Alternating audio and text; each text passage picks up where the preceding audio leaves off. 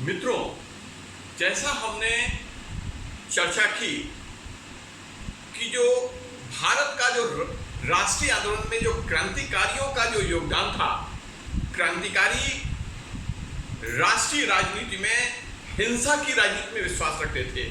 वे संवैधानिक तंत्र में विश्वास नहीं करते थे।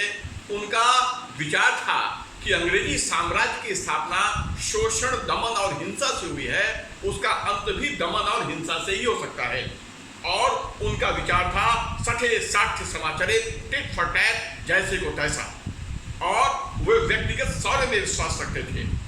जनमत को शिक्षित करने में एंड कॉन्स्टिट्यूशनल ऑर्डर में वो विश्वास नहीं करते थे। उनका विचार था कि 1000 भेड़ें भी मिलकर एक शेर को नहीं मार पाएगी, शेर को मारेगा तो 100 शेर।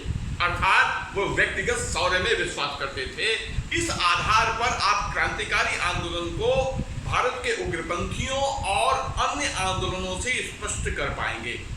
और मित्रों, एक बात पर और ध्यान दीजिए, भारत की आजादी का विचार, विदेशी राज्य से पूर्णतः मुक्ति का विचार सर्वप्रथम इन्हीं क्रांतिकारियों के दर्शन या विचारों में प्रदर्शित होता है। यदि आप आगे की राजनीति पर अगर प्रकाश डालें तो Indian communist party was the first party in Indian national movement जिसने अपने राजनीतिक मंच से भारत की पूर्ण स्वतंत्रता की मांग 1927 में की थी, जिसके स्वतंत्रता के प्रस्ताव को पूरन सिंह जोश और शौकत उस्मानी के द्वारा लिखा गया था।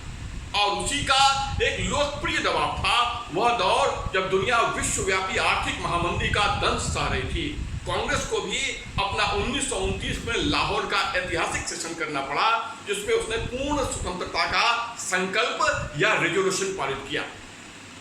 इन कम्युनिस्ट भारतीय साम्यवादी दल और भारतीय राष्ट्रीय कांग्रेस के काफी पहले ही हमारे क्रांतिकारियों के विचारों में भारत की पूर्ण आजादी का विचार आ चुका था। यह हमारे क्रांतिकारियों का हमारे राष्ट्रीय आंदोलन में सबसे महान योगदान है। उनके आजादी का लक्ष्य पूर्णतः स्पष्ट था, अंग्रेजी राज से पूर्णतः मुक्ति। मित्रों, अब क्रांतिकारी आंदोलन के एक अन्य पक्ष पर मैं चर्चा करूंगा कि क्या भारत का क्रांतिकारी आंदोलन स्वतः हमारे देश में ही जन्म लिया और विकसित हुआ या पल्लवित हुआ, या उसे विदेशों से प्रेरणा मिली। इस विषय पर मैं प्रकाश डालना चाहूंगा, क्योंकि हमारे देश का विचार प्राचीन काल से ही रहा है, सर्वे भवन्तु सुखिनः सर्वे सन्तु निरामया या वसुधैव कुटुम्बकम की। हम भारतीय लोग हिंसा की राजनीति में कभी से भी विश्वास नहीं करते रहे। यदि हमारे इस क्रांतिकारी आंदोलन पर प्रकाश डालें तो आप पाएंगे कि हमारा क्रांतिकारी आंदोलन का प्रेरणा सूत्र विदेशों में था। हमारे क्रांतिकारी भाइयों को फ्रांस के क्रांतिकारियों और रूस के क्रांतिकारियों से प्रेरणा मिली। यदि आप देखें, फ्रांसीसी क्रांति के बाद 1789 के बाद अनेक प्रकार की सरकारों को विफलता के बाद वहां आतंक का राज्य स्थापित हुआ, रूल ऑफ टेरर। अगर आप विश्व इतिहास पर प्रकाश डालें तो आप देख सकते हैं कैसे हिंसा या ताकत के बल पर लोगों से या जनता से अपनी बातें मनवाई गई आतंक के शासन के द्वारा। अर्थात आतंक या हिंसा भी एक ऐसा साधन है जिसके द्वारा शासन व्यवस्था का संचालन किया जा सकता है। और साथ में रूस के निहिलिस्ट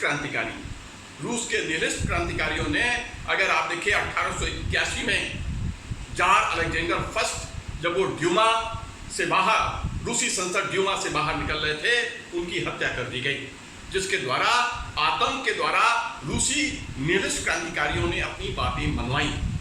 यह विचार अगर आप देखें तो इन्हीं रूसी और फ्रांसीसी क्रांतिकारियों के माध्यम से भारतीय युवाओं में पहुंचे।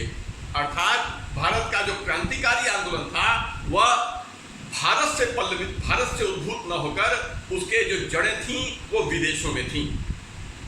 और यदि आप देखें, हमारे एक भारतीय क्रांतिकारी पीएन बापट अगर आप देखें का संबंध रूसी निहिलिस्ट क्रांतिकारियों से था, जो वहां से बम मैलोन, जो हमारे क्रांतिकारी पीएन बापट का संबंध रूसी निहिलिस्ट क्रांतिकारियों से था, जो वहां से बम मैनुअल नामक पुस्तक लाए थे, जिसका उद्देश्य था भारतीय क्रांतिकारियों को भी बम बनाने का प्रशिक्षण देना।